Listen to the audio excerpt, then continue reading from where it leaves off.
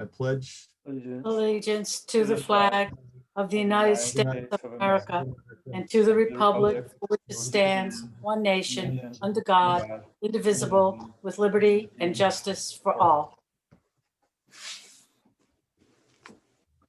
Great, great, great. Is it okay if I share, Brandon? Sir. And actually, I'm going to do that on my second one without my picture.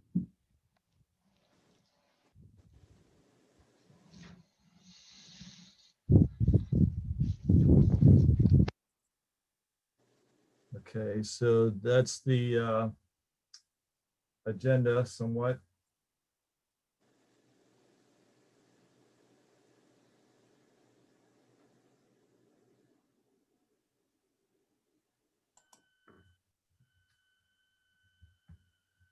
All right, great. So we just had the pledge, and Debbie was sent out great meeting minutes this today, so or last evening. Any other comments besides those received in email today that anybody wants to mention? Great, great coverage, Debbie. Appreciate it. And so I guess the only comments I had were about some of our follow-up actions, which I sent separately in an email. So I probably should just make a note of that for our next. Do you want me to put them at the bottom of the minutes, or what's your suggestion? I was wondering, yeah, we could look at that. So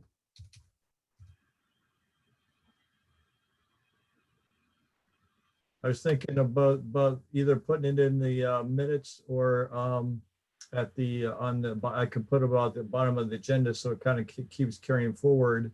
Did I reply to that? No. Sorry. Just looking. Did I say anything?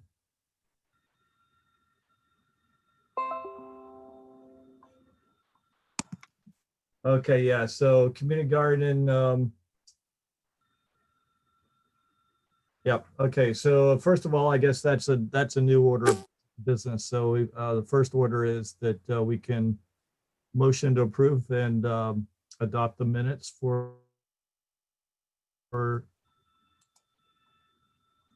Daniel, motion to approve the minutes. in the second, anyone? Can I do that even though I've written them, or no? I would say okay. Okay. Yep, a second. I think it can be any board member, so Said that, Mike. and resolve that we adopt the minutes. Thank you. So I guess just in terms of the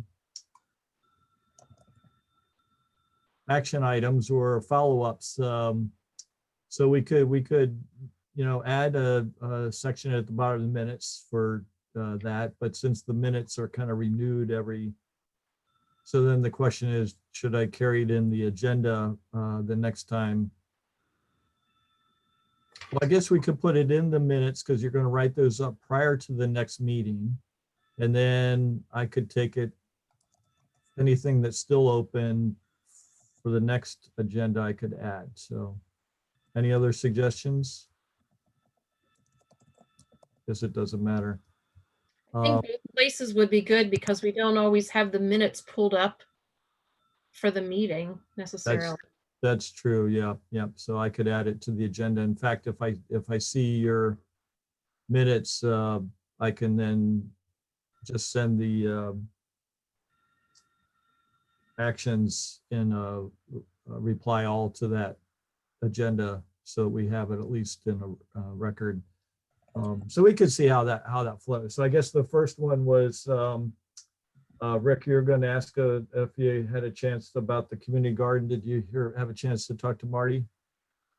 Yeah, actually, I talked to Karen and Joanna. What happened was the township sent out a questionnaire about the community garden, and they wanted to get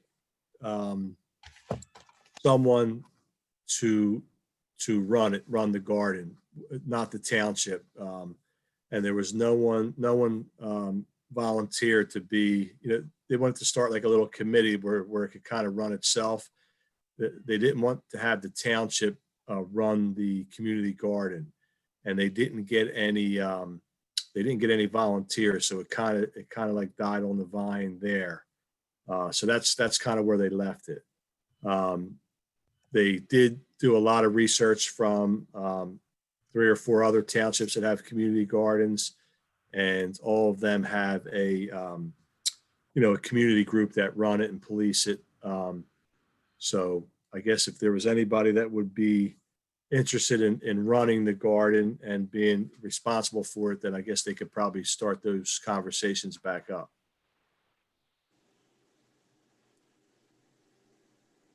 How long ago was the survey done, Rick? Just curious. I would say probably close to a year and a half ago, maybe 2 years ago. I don't know the dates on them. And I did can they find send out. it out via like an email, or only those that were connected to the community center, or? I think they had an email list of people that were interested in the community garden, and they sent it to them. But I can find out. It's going to be hard for me to find that out now because those people are they're off for a few weeks while the community center is closed. But I could probably get with them in January. And maybe we could consider adding, maybe if it's appropriate, I know that this takes some staff support, but we could maybe talk about rerunning the survey in the spring, or maybe we could do it through our Facebook That's what I was thinking.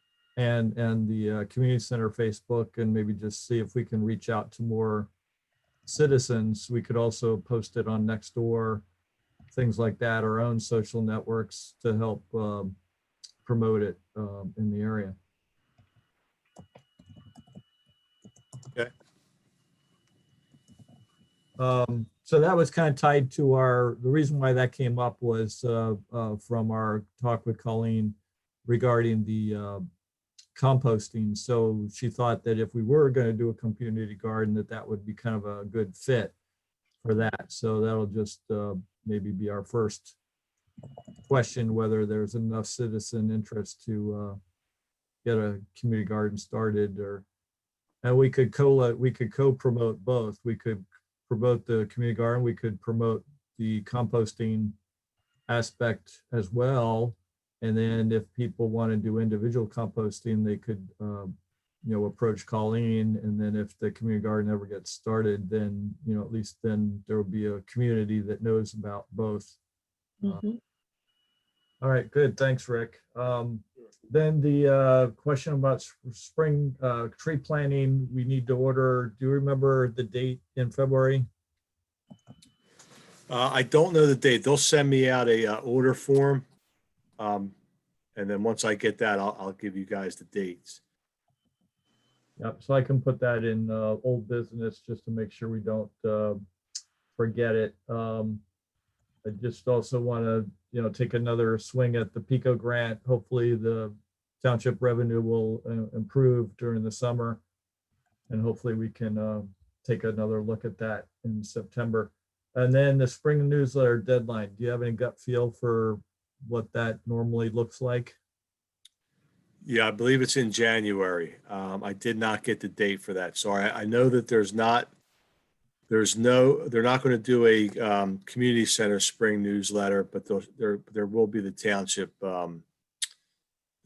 wide newsletter. I didn't find out those dates. Sorry.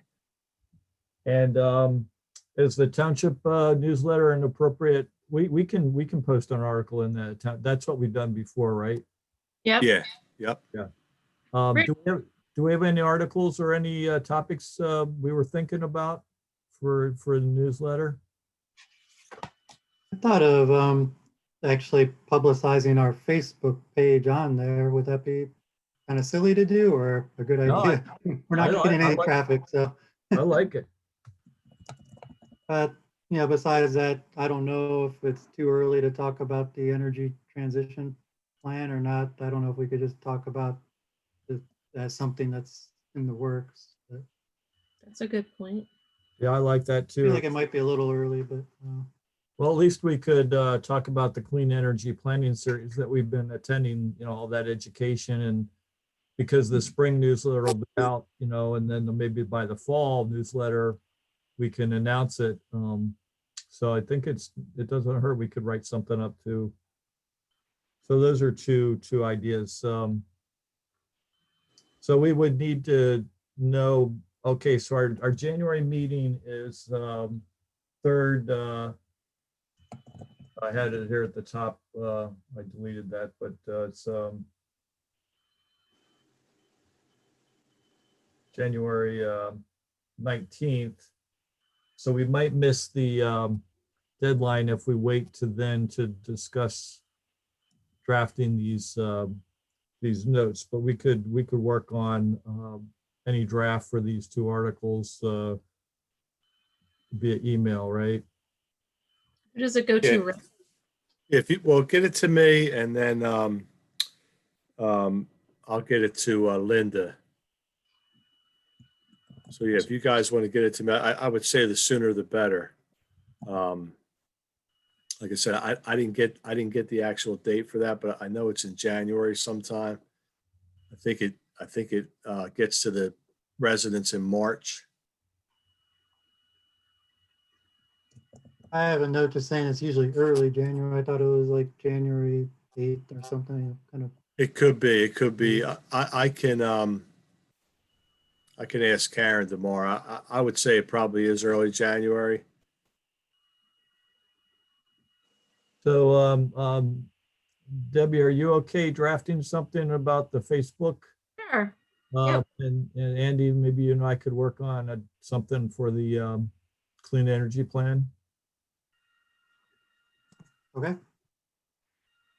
So, Rick, I have a question. You said the community center isn't going to do a newsletter. Do you mean like they're not going to be having classes? Is that what you mean? No, I think they're going to have classes. I think they're going to, well, they've been switching to all, everything's been online. And they use their email list and I guess I'm sure their Facebook page, but they used to do yeah, I think it was two newsletters a year. I forget what they called it. It was called, they had a name, but I believe they're not doing that this year. I think they're going to go mostly online.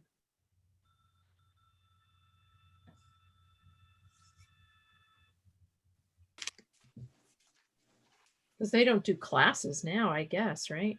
There's no class. They actually were doing classes. Yeah, they were doing, up until the shutdown, they were doing water aerobics. They were doing boot camp classes outside. And if the weather wasn't good, they were coming inside. They were doing some silver sneakers classes. So yeah, they were doing classes up until Just last week.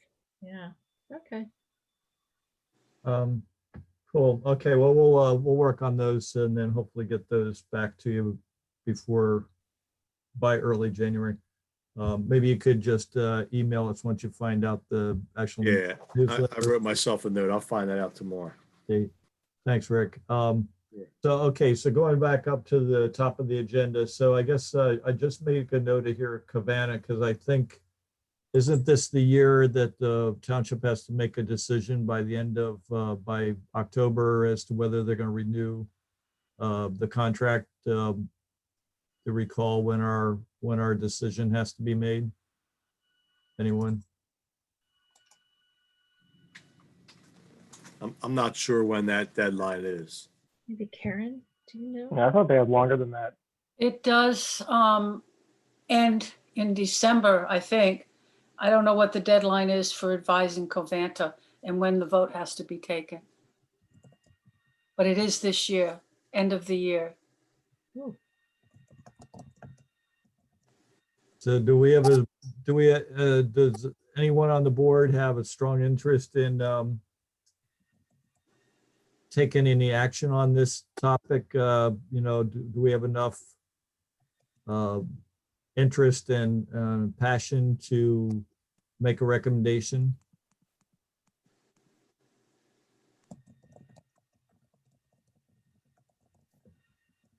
Anyone? No?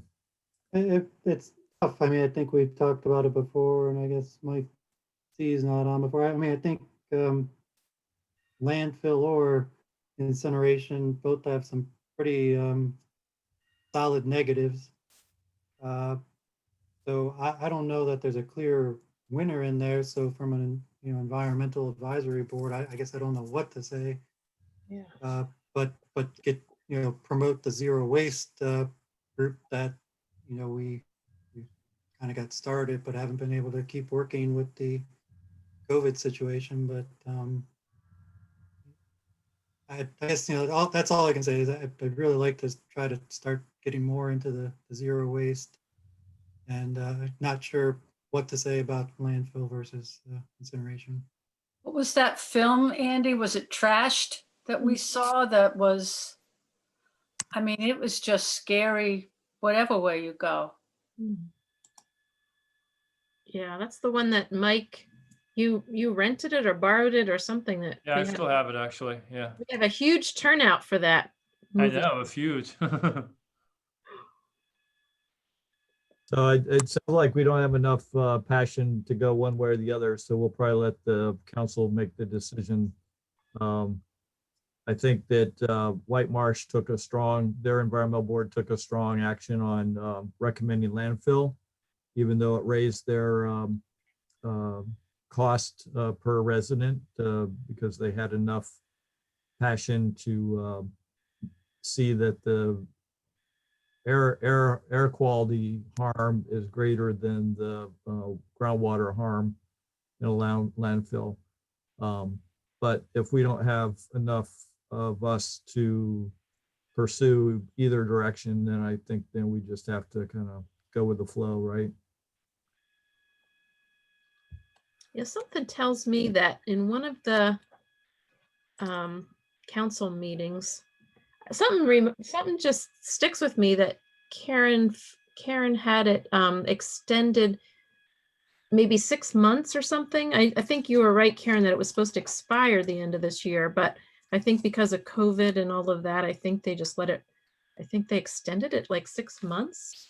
Does that sound right? Oh, I don't know, Debbie. How did I miss that? I've been to all the meetings. Yeah, I don't know.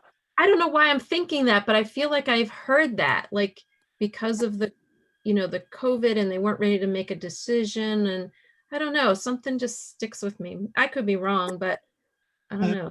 Find out from Chris. Is and it Mary. possible- From our August meeting, Karen, I attributed to you, sorry. We'll see if you can remember, but I thought we said there was a 2-year contract and it was renewed last fall, so it would be the end of 2021. Would it be possible for Covanta to present to the township board what their short-term and long-term plan is for the plant? That would be a good recommendation. Because right now it's technically at the end of its life cycle. I mean, how much longer do they plan on? Because we know it being at the end of its life cycle, that's part of the issue right now, is why we're having more pollution. So I think if there was some, and I know it's going to be, one-sided in some ways, but at least if the township can find out what their actual plans are, I think that might be helpful in terms of making a decision. It's a good idea. It is a good idea. And we don't recall when the lease with the county, because I think the county holds the lease Right. for that facility, right? So Correct. So I For think, some reason, my recollection is 2023, but I'm not 100% sure on that.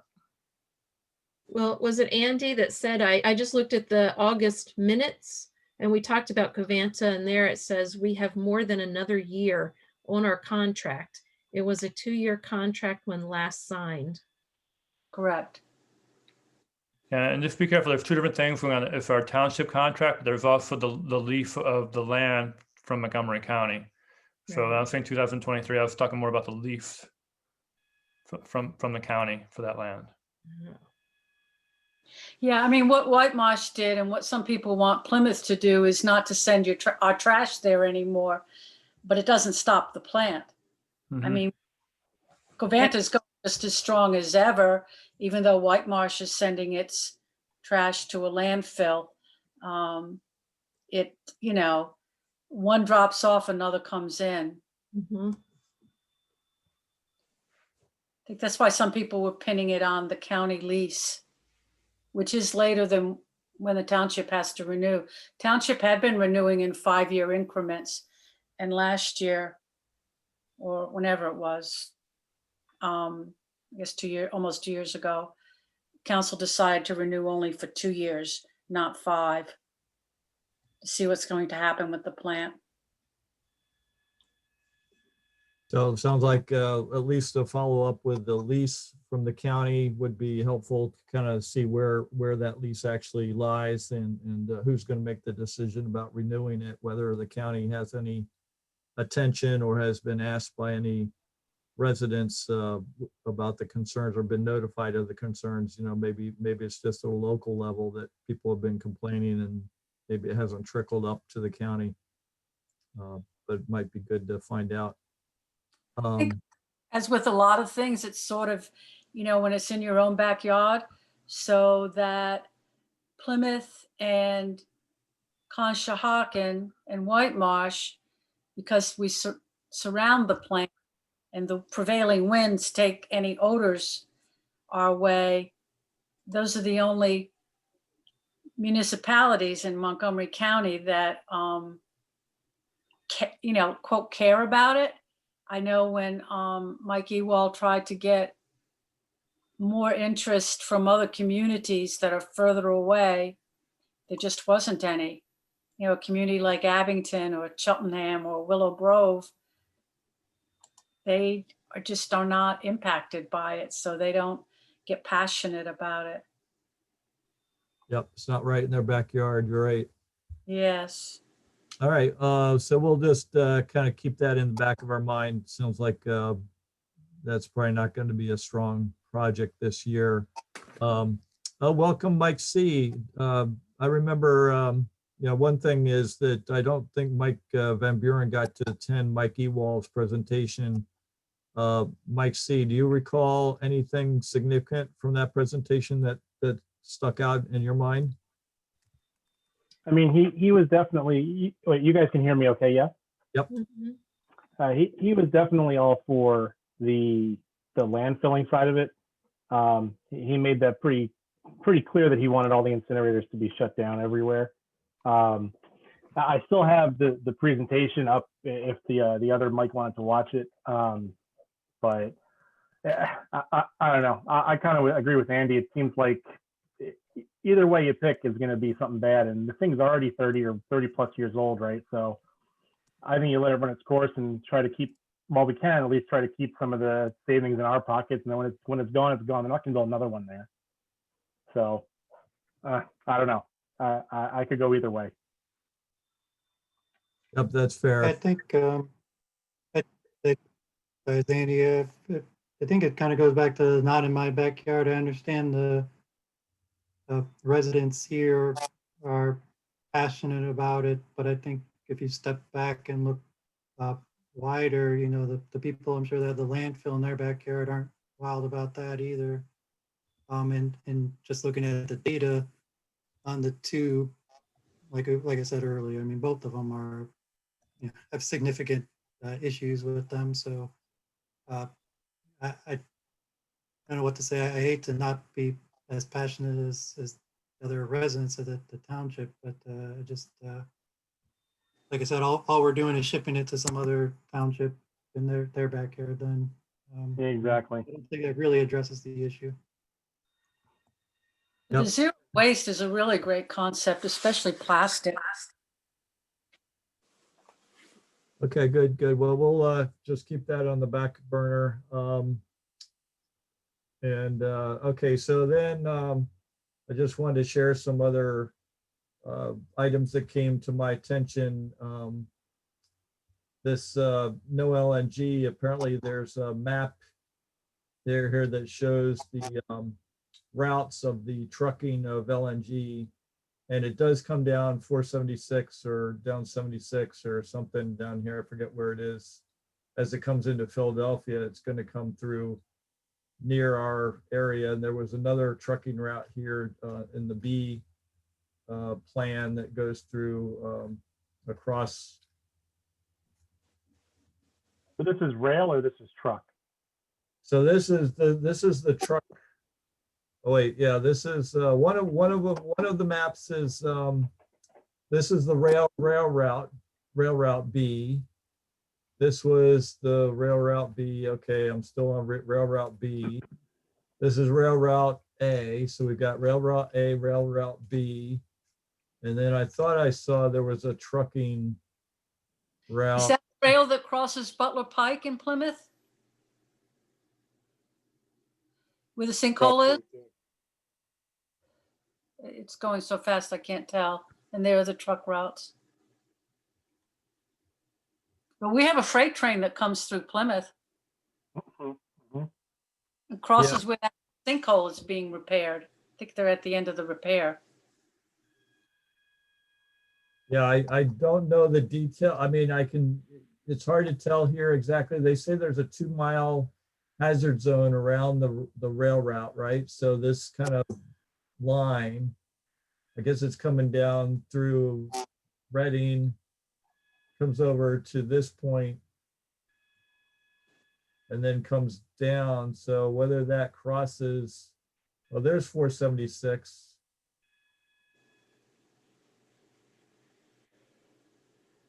So it's 476, that's the northeast, that's the turnpike, isn't it?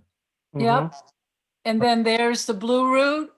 Yep, right there. So it could be the one that crosses Butler Pike where the big sinkhole was.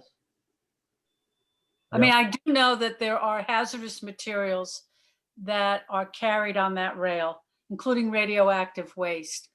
And we found that out when, before, right when Butler Pike was first shut down a couple of years ago for the sinkhole. They carry all kinds of stuff. They carry fuels and, like I said, radioactive waste that's the one that sticks in my mind really big. Nice. But there were others too. There was a representative from the railroad there. This Yeah, I is, did a little. Where did you find this, Bill? You know, I do LNG at work, and I didn't even hear about this. so this letter apparently is started with the Delaware River Keeper Network in August. And they're asking people in the Philly area to be aware of this. Yeah, I did a little research after I saw your first email. So that terminal in New Jersey is already approved for export. So, I mean, they're going to get it there one way or another. So, So and yeah, right, go ahead. I looked just to compare to make people feel better or not. LNG and gasoline have almost the same energy content per kilogram or per whatever unit mass you want. So, you know, if this were to hit something and explode, it would be similar to a gas trailer of the same size hitting into something. So, you know, they're trying to spin it like it's really dangerous, but it's not any more dangerous really than gasoline trailer. So I don't know. Plus, I don't know if, because I think FERC is involved with all this since it crosses state lines. So I'm not sure if all that is subject to more, rules and regs on how they transport this stuff. But yeah, I mean, it's a lot of gas, or I guess a lot of liquid coming through the city, but I don't think it's out of the ordinary what comes through every day in other forms. So Like, doesn't it disperse much quicker though? I mean, yeah, because it's a gasify cryogenic and liquid. disperse. Yeah, so it'll vaporize and make a cloud maybe.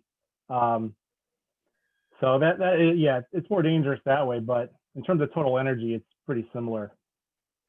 I think it's only 5 or 6% more than gas. Yeah, this says they're not publicly disclosing the route. Uh-oh.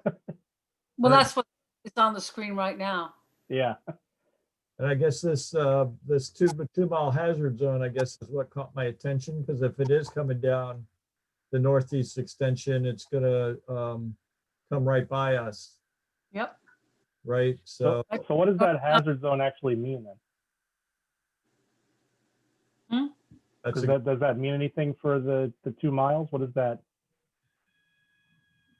that's a good question. I don't know if there's any more data in this research paper about the hazardous part of this. So I guess that's a good question.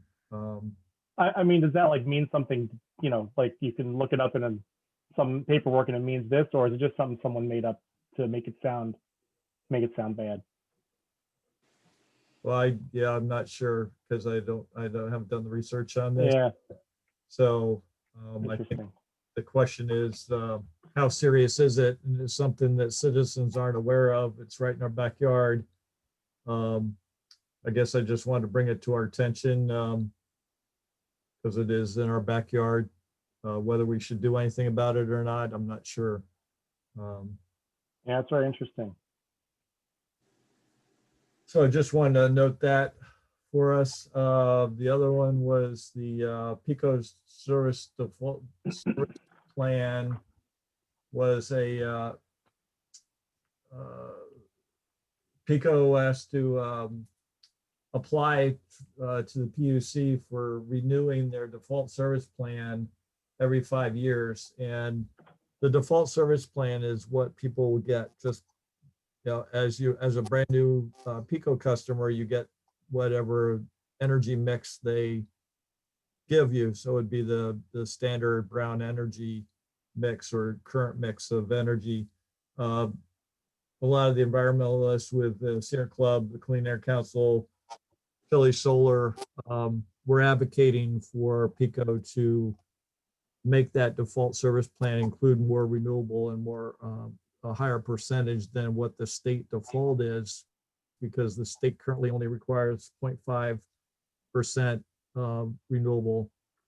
But that our testimony did not carry enough weight, and the default service plan got renewed at its current level. So I just wanted you to be aware that that's something else that's going on in terms of our region. And I guess we'll get another shot at it in 5 years. But it's kind of, I guess, disappointing only in the sense that if we want to be on 100% clean electricity by 2035, that Pico's not really doing anything to help make that any easier for customers.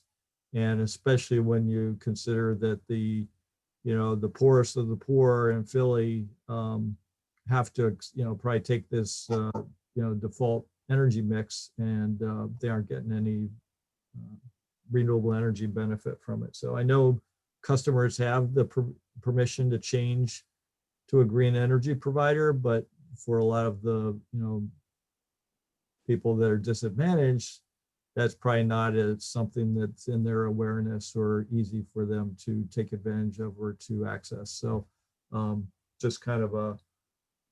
Bill, did you say that they're supposed to do 5% or 0.5% renewable? I think it was 0.5 is what I recalled.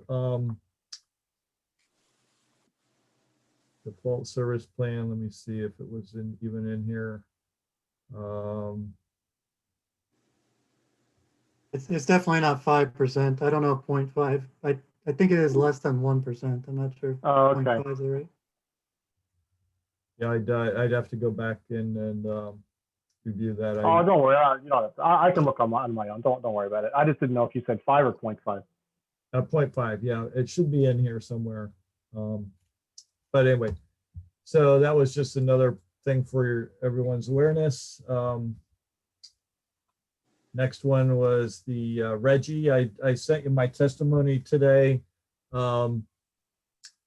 They're also looking for anyone else in the public who wants to share their testimony on Pennsylvania joining Reggie. So each of you can feel comfortable.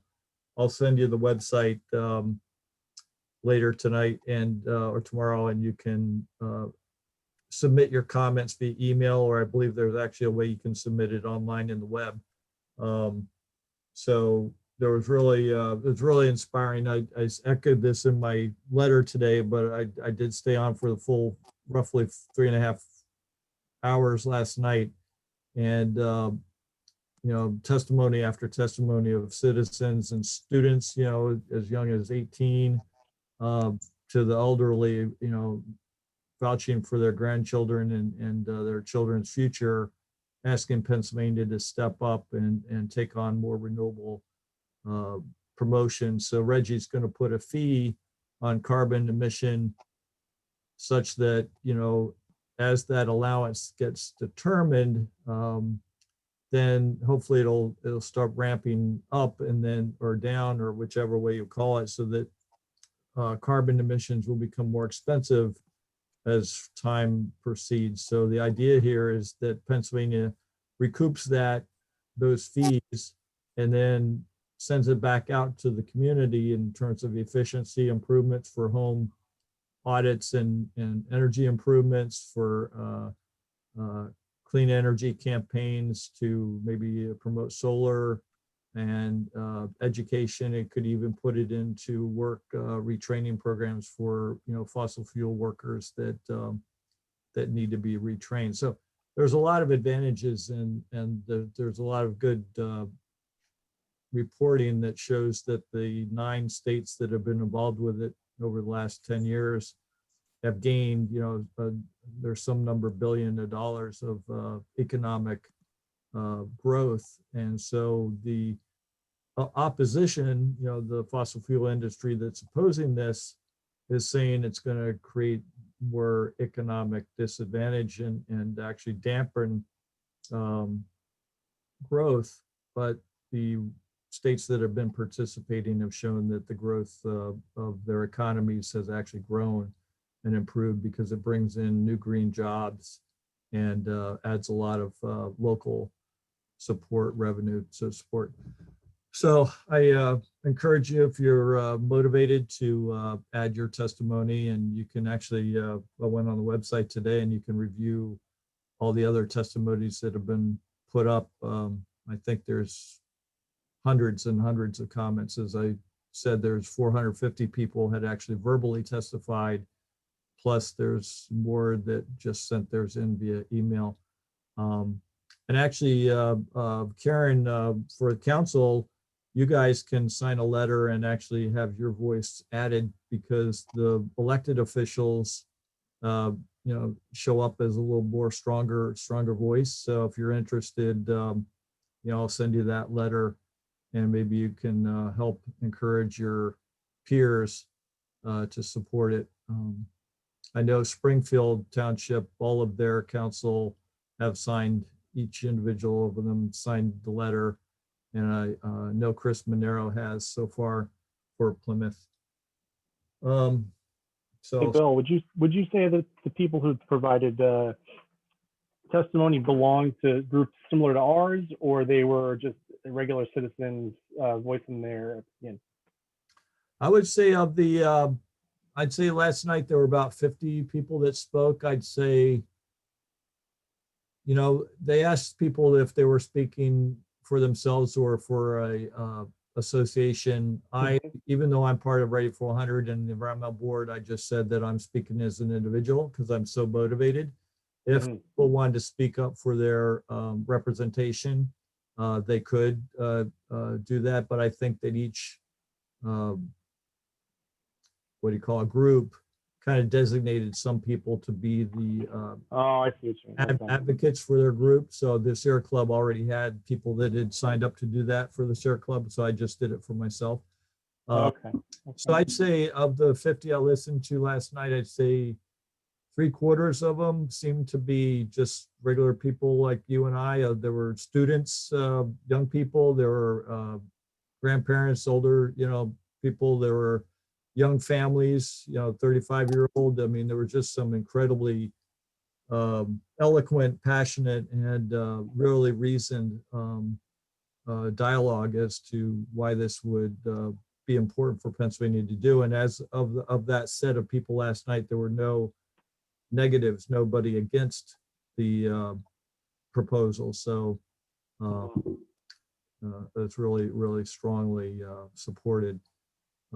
So yeah, I just want to bring your attention to it. And there's still time till January 14th to, add your voice to the cause. The community solar bill apparently at the state level is not going too far.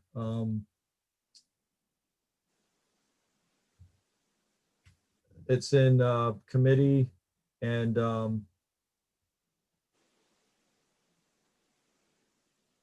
that link's not going to work.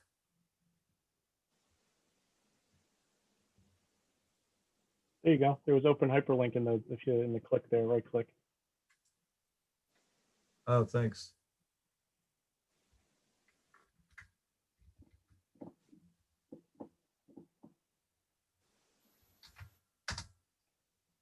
So these two bills in the House and in the state Senate apparently haven't been brought up for discussion. The chair of the committee, I forget which committee it is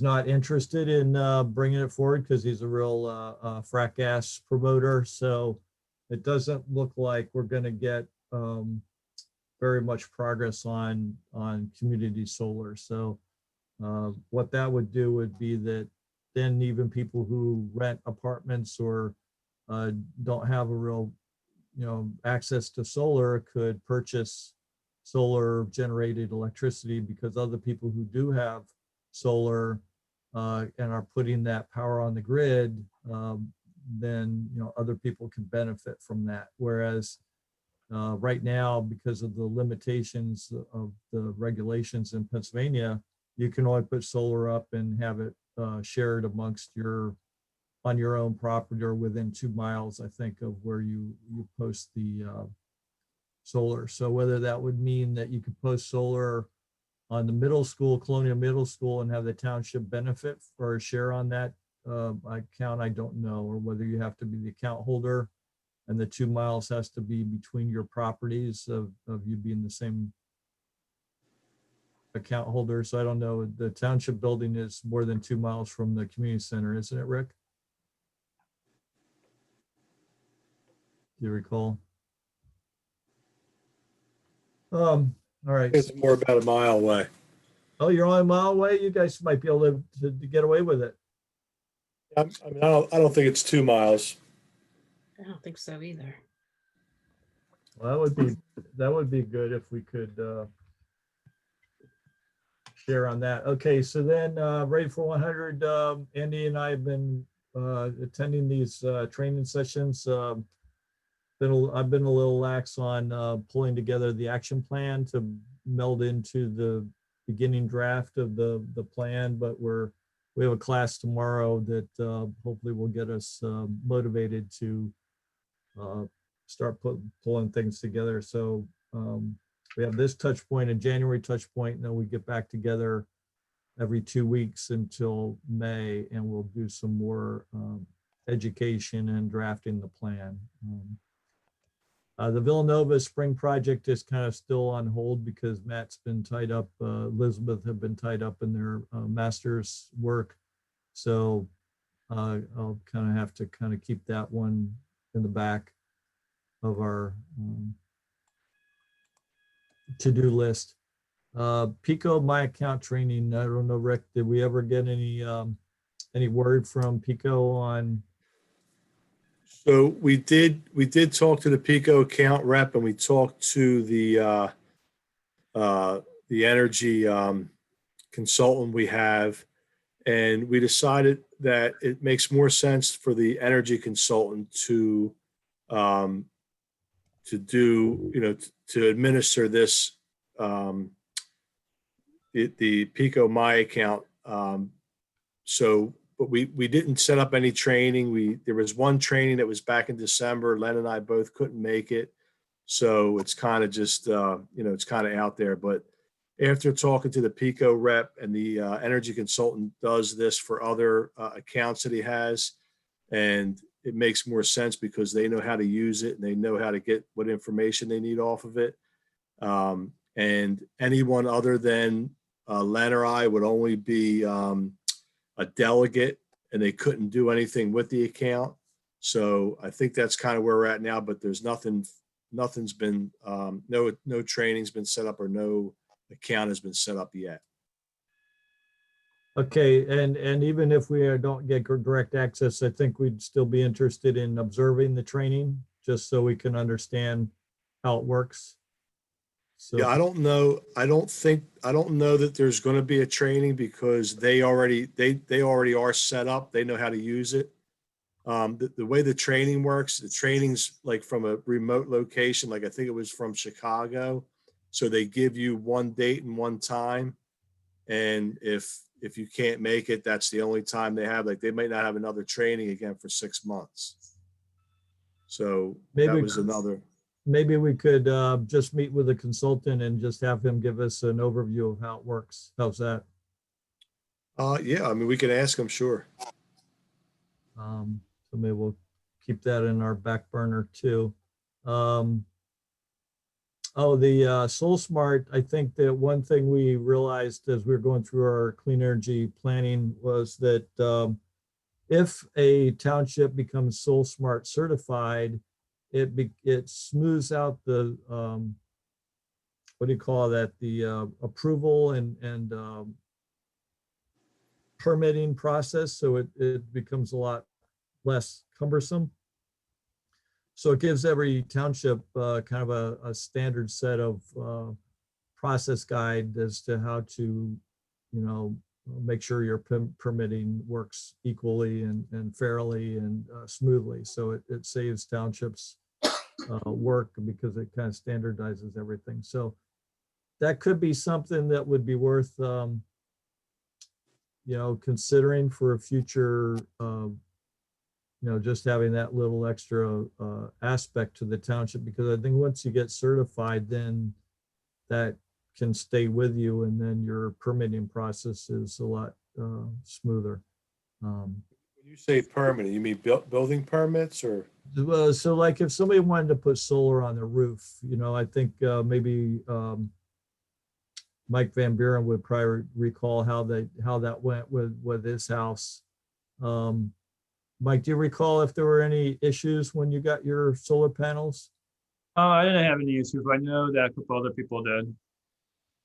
I think Walt had some issues when he got his done, but mine was pretty seamless. I just had the person from the township come out, check it out, paid the fee, and then they approved it. They approved the work. Yeah, So so it's just permits for putting solar on your house. It's not building permits in general. I'm pretty sure it's just for the cycle of people asking for solar approval. I'm pretty sure. Yep. So that could be another, feather in our cap, because we're a renewable energy township, to kind of have that extra credit among our. And Bill, just as an aside, I have a couple people now in our neighborhood who have gotten solar panels. They're doing the leasing option, but there has been a few more houses in our neighborhood that's gotten solar. Oh, excellent. And that's what our neighbors did. They leased it. Mm-hmm.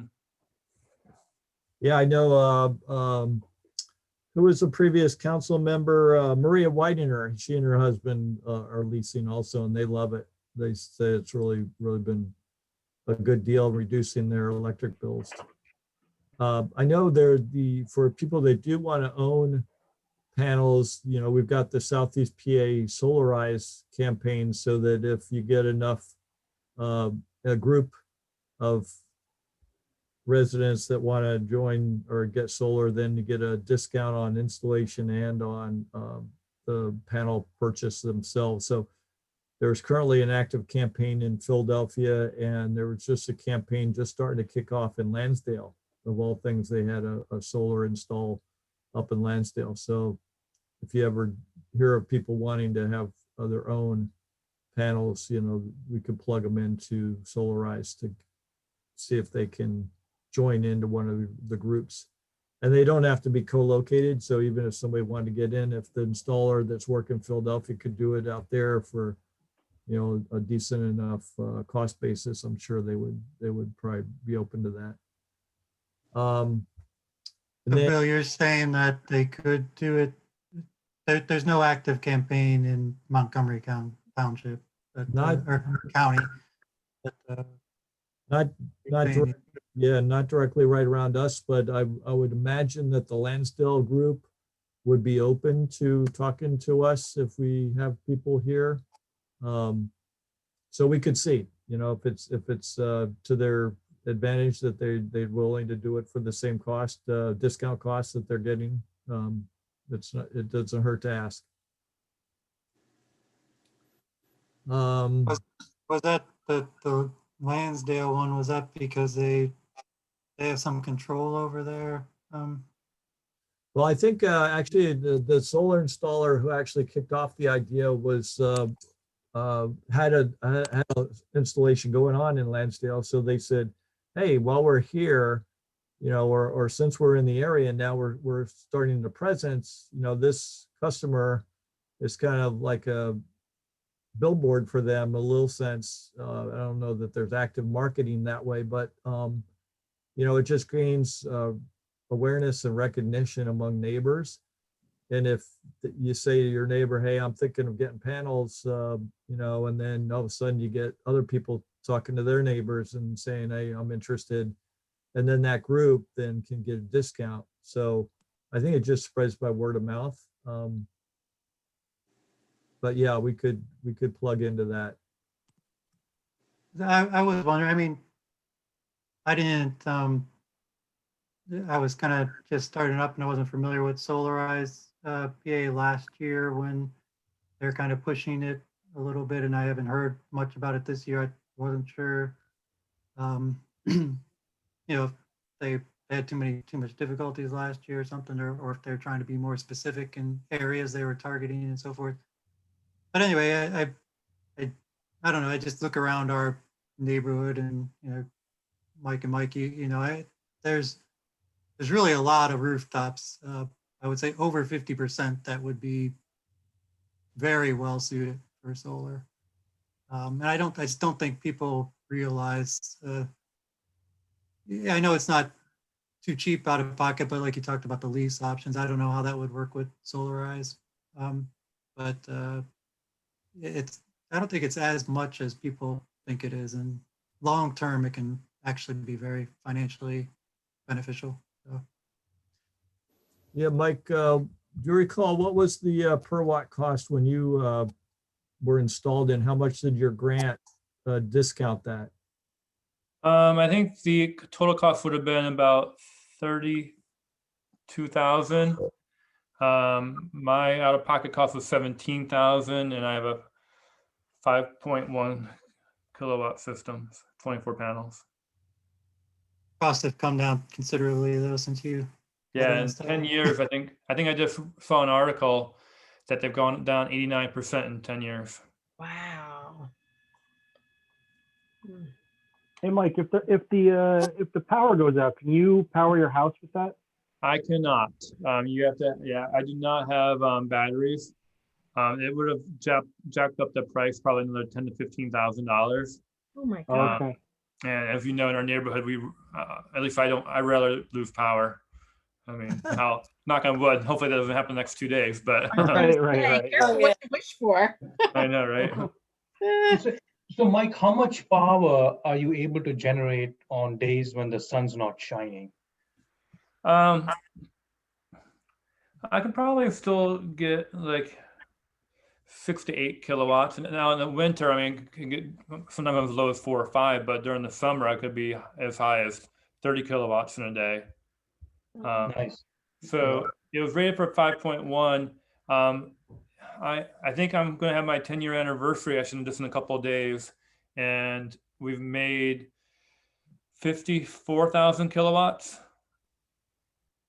and we've been what we consider net zero in the last 10 years. So other than we did have a little issue just about a year ago where some of the wires got a little loose, so we did have to have somebody come out and pay for that piece. But other than that, we've had no other maintenance that we've needed on it. And then are you able to sell back excess power to the grid? Yes. Nice. Yep. And that's what makes you net zero, right? Yep. Yep. So, well, yeah, what makes us net zero is that we produce more electricity than we use each year. So, right now with it being nighttime and we're obviously on Pico, we're getting energy, but during the day, I mean, we obviously produce a lot more than we use during the daylight hours. Nice. Have you considered getting an electric car? Yes, my Prius hasn't died yet. And my daughter isn't quite 16. The idea is that she'll probably get the Prius probably next year, What year is your Prius? 2010. Mine is too. Yeah, I mean, it's done great. I mean, it's knock on wood on that also, but Not- yeah. You say that. Yep. You, No, you guys beat me. Mine's an 06 generation 2. Mine's an 06 too, Agam. I have 195,000 miles. I beat you there, Bill. I'm at 220. Oh no, I'm in the hundreds. Yeah, no, sorry. I think I'm about the same as you. Did you have to replace your battery? I did once. Yep. How many years into it did you have to replace the battery? Okay, so Karen, it was 8 years into ownership, and I think after the Priuses came out, they actually called them P-R-I-I. When they hit the road, a lot of the states passed state level laws to give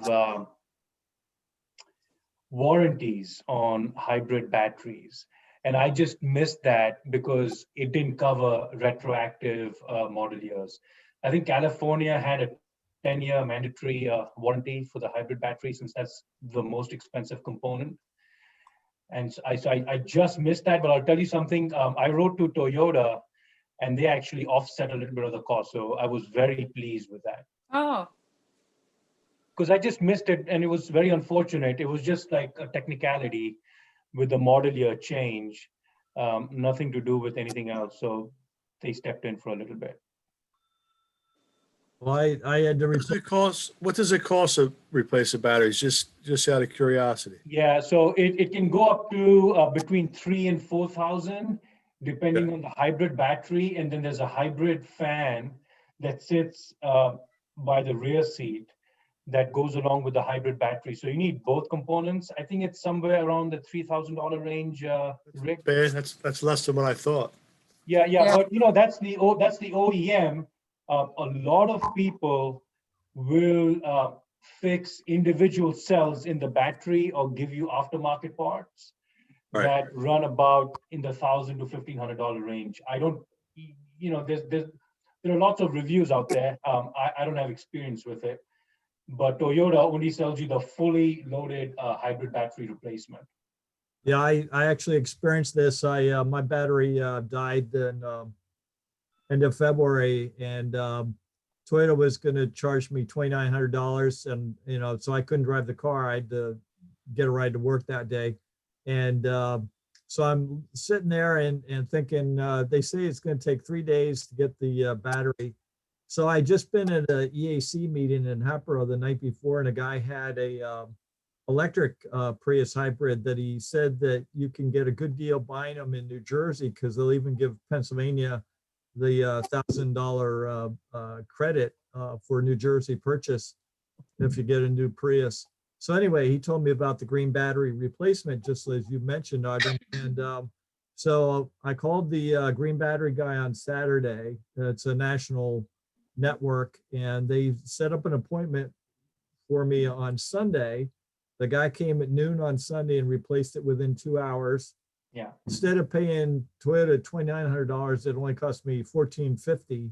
Yeah. And I was able to get to work the next day, so I didn't even miss an extra day of work. So No, yeah, that's- and actually, and it also offers me a lifetime warranty on the battery. So if it fails again, they'll replace it, as is. So I could hopefully keep this car running for another, as long as it'll run. Yeah, It's- yep. We're getting Well built cars. The cost of ownership's low. It's got a low footprint. So pretty good. Yep, sorry, we got a little bit off track here. Yeah. Anything on Facebook that we want to talk about, Debbie? Anything you think that we want to do, improve, you know? No, but I'm having a hard, can you hear me? I think No, yeah, we hear you. Yep, we got you. I sent, Rick shared the picture from the tree planting, but already that's been a year ago. So it's harder and harder to find new material to put on our Facebook page. So I was asking Brandon before you all joined if there was a way to see those that we've liked, like our community, like White Marsh. I think we've liked Amblers, EAC, White Marsh, Conshohocken, and Lower Gwinnett. I think were some of them. But you would be able to see, I asked him if you could see the Facebook feed from some of those other groups that we could share some of their things, and then hopefully they could reciprocate if and when we have anything to actually share. But even if it's relevant. So there was something that I pulled from Ambler that they have like the Jupiter Saturn. What is that? That's going to be converging on December 20th. Our Bethlehem. Yeah, Star Bethlehem. Yep, that's it. So I found something like not necessarily, well, it's sort of environmental, but something of interest that hopefully, other than just our little group that we're, like I said, I think we're trying to find material there. It's getting a little difficult. So any suggestions are welcome. But Brandon, maybe you want to explain what you told me about the way it's set up. It's not really a EAB Facebook page because it's under the township. Well, it's the EAB page is a page that is owned by, I guess, the Plymouth Township, sort of like the parent page, and then the township and the EAB are sort of the children. So those are, you just post content, but you don't get curated timelines for those pages. We just see the timeline for the generic Plymouth Township account. And I didn't set that up. That's sort of what I came into when I was hired. Probably not ideal, probably not the best way to do it, but so if other EABs have our page liked or followed, they'll see our posts on their timelines. So it works that way, but it doesn't work the other way. Yeah, that's dark. That's unfortunate. But I can explore and see what we can do, or if there is possibility of a way of doing that.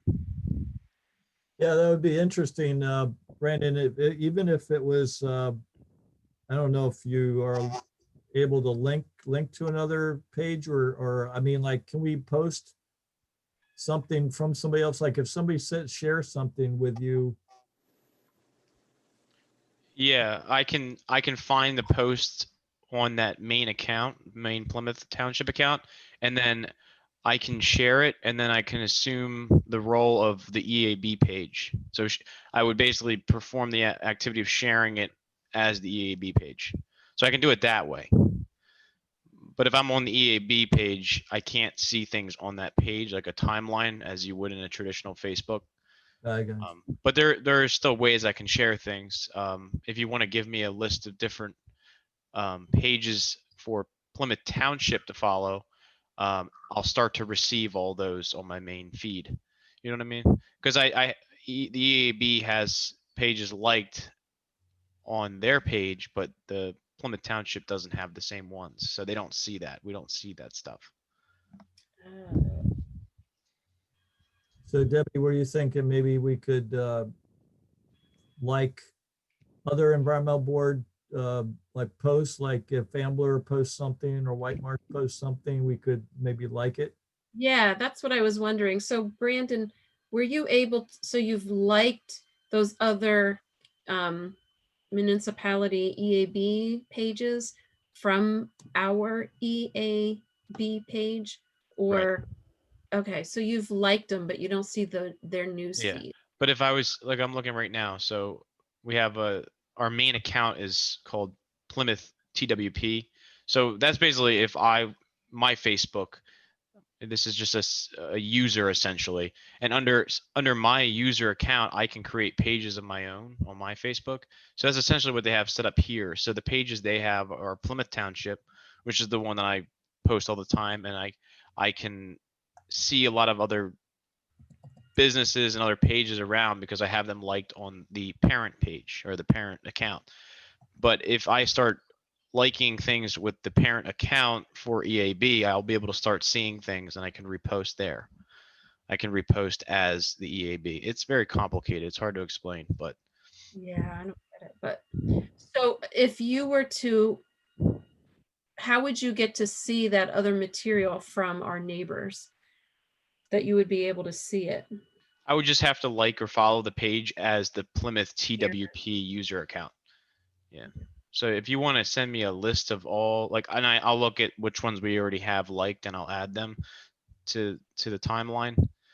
If there's an additional groups you want me to follow, I can do that, and then I'll be able to see things more often. Yeah. And Okay. I mean, I don't know if it's my jurisdiction to I think this is relevant to the Yeah. EAB because I'm not, I don't know if it's Right. appropriate or not for it. But if you ever find something you find interesting, you send it to me. I'll make sure I'll get it posted. Okay. All right. I'll work with you on that. It is hard for me to understand that, but now that you're saying parent and like a secondary account. Okay. I get it. I think. I did actually have a couple items from last month since Mike Van Buren missed us. I wanted to, there's the Soul Smart page. I meant to show that. There was the Reggie information about that, and there was another Reggie about that. I wanted to show this, Mike Van Buren. You weren't able to sit with us in this simulation exercise we did last month, but I think group did you guys? I think you thought it was kind of interesting, or at least it sounded like you were having some fun.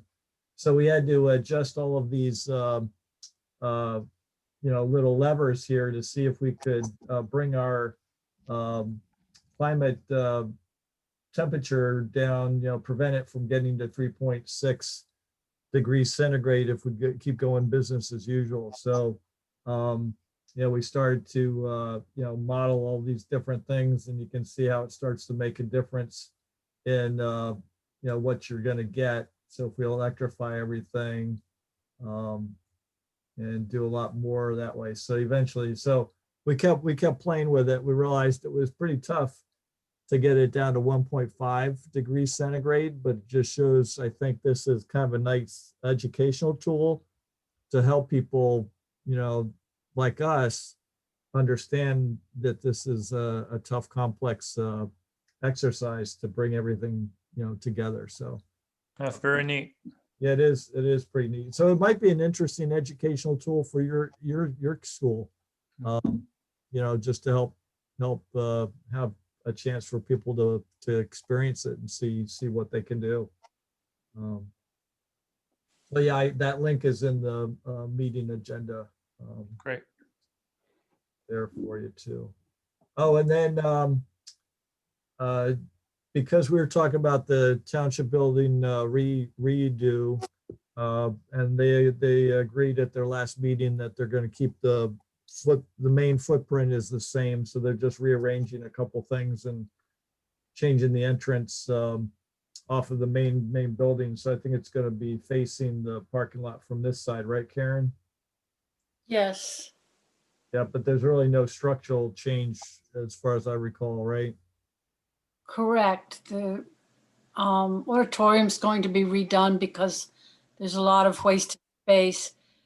There's going to be some insulation redone and some water penetration being taken care of. Obviously the roof and HVAC, but the footprint's not going to change, but the entrance is going to change, which will make it more ADA compliant and make it more obvious where you enter the building, and also get rid of that huge iciness out there Yep. by and allowing the sun to help a lot with melting it Yep. that'll day be goes on. Nice But read. yeah, we went for the least expensive of the 3 tiers of renovation. Yep. No, that was a good decision. So I think this was showing that based on our roof allowance that, I did not map this auditorium section here because I kind of drew the lines over this open space here and this open space here. So I figured we just, kind of like, imagine that this was going to be the whole solar array.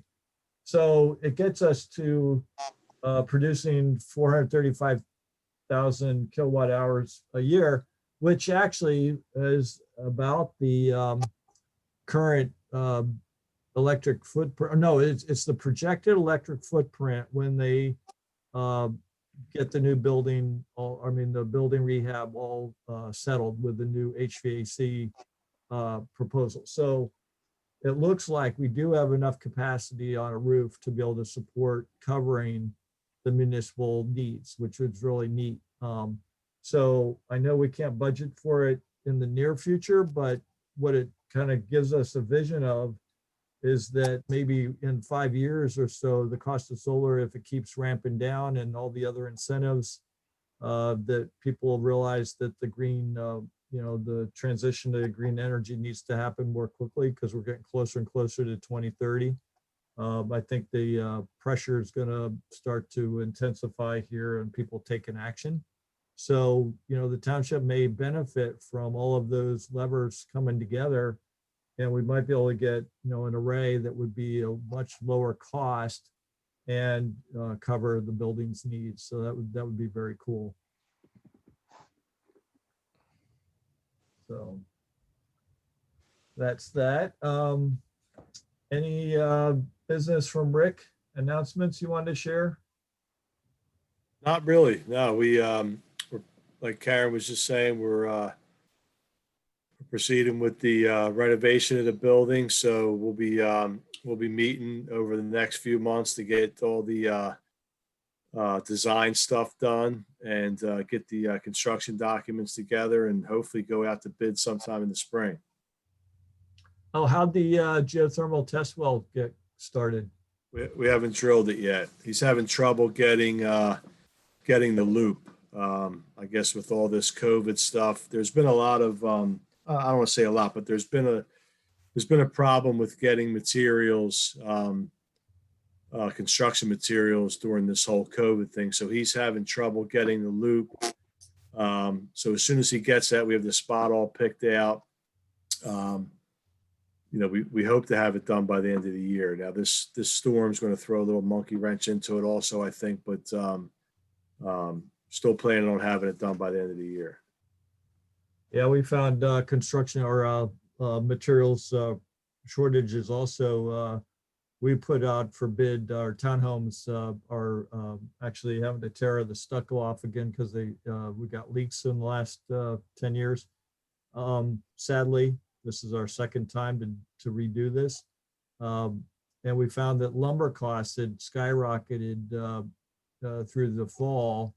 And then we found out that our window orders for the vinyl replacement windows is now a 16-week lead time, whereas when we first went out to bid, it was less than 8 weeks. So it is impacting the supply chain and everything that everybody's trying to do. Well, thanks for everything that's going on there, Rick. That's a big project. So any other thoughts that anybody had tonight that wanted to share? Well, Debbie had asked for some ideas for Facebook, maybe some ideas on Facebook, what to do with your Christmas tree. I know the township picks it up. Maybe you can find out what they do with it when they pick it up. And, what are some composting or bird-friendly things you can do after Christmas when you take off all the ornaments. And hopefully you didn't use any tinsel. Yep, good thoughts. And I don't know if it's too late now to scrape egg masses of the spotted lanternfly. Maybe that's a topic to be looking for in the spring for Facebook. I don't think so, Karen. I just heard a commercial on KYW about actually doing just that. Start to scrape the egg masses off. So I don't think it's too early or too late. So that could be something for Facebook. I don't know. Yeah, actually, Debbie, you're muted, but Oh, as I one have of that in my repertoire is the spotted lanternflies. I meant to mention that. And as one of the Facebook sites you've been watching, Conshohocken, they have a really good green energy or green team. Yep. Them and Ambler, they're both very active and they have a lot of material. Ambler just went through a lot of training, 4-week trainings offered to the public. I think it was through Penn State. But of course, by the time I looked at them, oh no, it was Pennsylvania Clean Water Academy. It was all about urban stormwater. It was sponsored by the Penn State Extension. Anyway, I think they're going to rerun them. So I'll have to put that on my radar that maybe we can put the links out there and anybody can attend. I don't think there's a fee. I didn't see any fees attached. Yeah, that'd be good to know about. You're right. Anything we can help our citizens be aware of that could help them. So speaking of the spotted lanternfly, I barely saw any this year compared to last year. I don't know about the rest of you guys, but this year was much less worse than the previous summer was. Same here. I think they're moving on. Actually, Oh, yeah. I had the more. Great. I had at least double. I was killing 5 a day for like a month. Oh, really? Yeah, That's nothing, 5 a day. I know. We have 5 a minute. my Great. my townhome's got them pretty heavy. But you're right, Karen. You got them. Did you get them? No, you didn't get them. Well, less, like Mike, a lot less than last year, but still, I mean, you could stomp on 5 just by turning and not taking a step. I mean, Yeah, that was good. 5 a day would be heaven. Yeah. So yeah, so there's probably more we can do to promote that information. Mike C, sorry to say that you came in a little late, but Mike Van Buren is leaving us here. This is his last meeting with us. Oh no. Yeah, that was a April Fool's joke, right, Mike? No, it wasn't. No, again, like I said earlier, I like to focus 100% on things. And right now, with my girls and work and some other stuff, I just want to focus on those things as fully as I can. But again, I am a supporter. I will always be a supporter of the EAB, and I'll probably even stop by some meetings. Good. We'd love to see you. Open to the public. So have you turned in your resignation letter already? I was given a call. Rick is going to let, I forget what her name is, but Linda, Yeah. I'll let Linda know. And then I think you probably should You need send an email. Yeah, to Karen Weiss, because we need that in order to advertise that there's a vacancy. And if any of the rest of you know someone, among your friends or in your neighborhood that would like to serve, let us know. Speaking of which, Karen, we haven't seen Carolyn in months. Do you have any? Yeah, I just noticed she's not on. I'm going to ask her what happened. Yeah, they usually every once in a while they'll ask about attendance. So, we could let them know if she's, I don't know what her situation is, if she just can't make it or has other stuff going on. I don't know. Yeah, I'll try to find out from her because I know her outside of this this committee. And then we have our audience participation. So Shannon, since you've been listening to us banter back and forth, do you have any questions about meetings? I think this is probably, I would say maybe less structured meeting. You know, we're not as formal as some of the boards are. But Shannon, do you have any questions on how we work? Not really. I've just been, kind of observing and listening on what you guys have been talking about. And yeah, I guess, is it just like this every week and you kind of just go through different topics, or is it different every week? It's a monthly meeting, and we kind of have these topics that are of either individual interest or the group works on a project together. So it varies, I guess, in the way it evolves. Karen Bramlett, do you have any other boards that you'd recommend she might listen to for a more structured approach? Oh, if you want a real structured approach, the zoning hearing board. And they're going to be taking testimony on building 500 unit apartment complex at the Plymouth Meeting Mall. Yeah, when is that, Karen? It's a Monday, the 21st? December 16th. December 16th, they're starting early at 6 o'clock. Oh, that's tomorrow. Yeah, is it? Wow. The snowstorms flies. are really gonna meet, well, I guess it's Zoom anyway. Everything's Zoom, yeah. I had seen an ad about that, not to interrupt, but it was on the like a community Facebook group that I'm in, like the neighborhood. And Ben, what is his name? He was at one of the meetings about BJ Gibbons, Ben Gibbons. Yeah, he posted that about that very topic, and he said that the zoning meeting is the 21st. Because I put that on my calendar. Hang on, I'll find out. That's a very structured one where they take testimony. And some of it is people wanting to build a garage or a shed too close to a property line, that kind of thing. It's extremely formal. I think it's the 21st. Is it the 21st? My apologies. No, I think that's what you said, the 21st, right? That's what he did. I just saw it on the Yeah. calendar. It is, yeah, the 21st. Yeah. Okay, and that will start at 6 o'clock, and on the township page, you can get a link to the Zoom meeting. If you want something highly structured, the planning committee's fairly structured. So I have a question for you, Shannon. Among your age group, is there much concern or passion or any interest at all in climate change and what's going to happen in your adult life?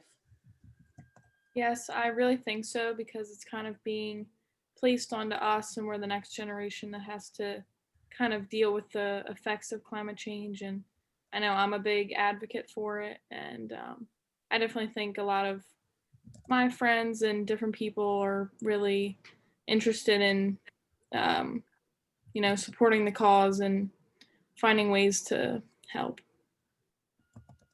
And Sharon, what school did you say you're with?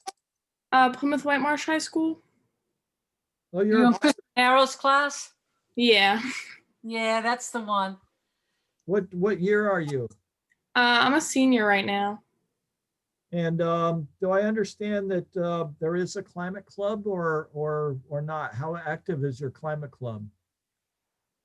I think right now, because of COVID and everything, I think clubs are kind of like, there's only a certain few, or there's not as many being kept up right now. But I do believe there is an environment club, but it might be new. And so you're right. I mean, we would love to have young people join us in terms of advocating for climate. So if you know any of your friends or have any of your classmates that would ever be interested in at least hearing what we're trying to do to promote renewable energy in Montgomery County, we have a bi-monthly meeting. It's going to be the last Monday in January right now, but even in the meantime, if anyone that you are aware of would like to at least find out if they can, are interested in what we're doing, we'd love to have more youth involved. Yeah, I'm sure there's different people I could reach out to that would be definitely interested in hearing. because White Marsh, Conshohocken, Plymouth, Norristown, West Norriton, and, 9 others at least have committed to renewable energy by 2035 for electricity and 2050 for all energy. So, given that Conchie, White Marsh, and Plymouth cover Colonial School District and Plymouth White Marsh, I think, we could fit people in wherever they're located, not just Plymouth. So keep us in mind. Where are you planning? Are you planning to go to college? Do you have a destination you'd like to get to? Yeah, I've already committed to Wilson College. Where's that? It's out in Chambersburg. It's past Harrisburg. And what do you want to pursue? I'm gonna major in vet nursing. Oh, nice. Excellent. Yeah, I'm very excited. Do you ever watch any of those veterinary shows on Nat Geo? Yeah, sometimes, but I never really have time for TV now. Yes, not. Besides, you're on the screen all day for school. Yeah, I try to get off after school ends. Well, thanks for joining us. Any last comments, Mike? We appreciate everything, and again, gonna miss you. Do drop us a line once in a while. Let us know how you're doing. Thank you. Yeah, Mike, I'll thanks a certainly be lot missed. for everything you've done over the last, bunch of years. Appreciate it. Not a We're gonna miss problem. you, Mike, we may drag you back in. Watch out. I know. Nice Yeah, working thanks. with you, Mike. Thanks, Mike. Thanks, Yeah. Appreciate everything, Mike. Best wishes. So And the rest of you, and even Mike, if you know someone who would like to be on the EAB, please let us know. If you do is drop, they have to do is drop an email to Karen Weiss. Okay? yep, we'll try to recruit, get some new blood. So everybody, has been a great evening. No, I guess we need a motion and a second to close, right? I'll make a motion to close. I second. So thank you. Meeting's adjourned. Appreciate everybody's attendance, and we'll see you next month. Everybody have a great holiday. Happy holidays and New Year. Yep. Happy Stay holidays, Thanks. folks. Merry Yep. Christmas. Holiday, Happy everyone. holidays. Stay safe, Hey. everybody. Same to you guys. Stay Thanks. safe. Don't break your backs shoveling snow tomorrow. That's Yeah. right. Okay. And Brandon, thanks again for hosting us. Yep, my pleasure. Brandon, thank thanks you. for your help. Yeah, good Yep. holidays. Take Yep, care. Merry Christmas, everybody. Merry Merry Christmas. Good night. Merry Christmas to you, Brandon. Bye-bye. Thank you. Bye. Bye.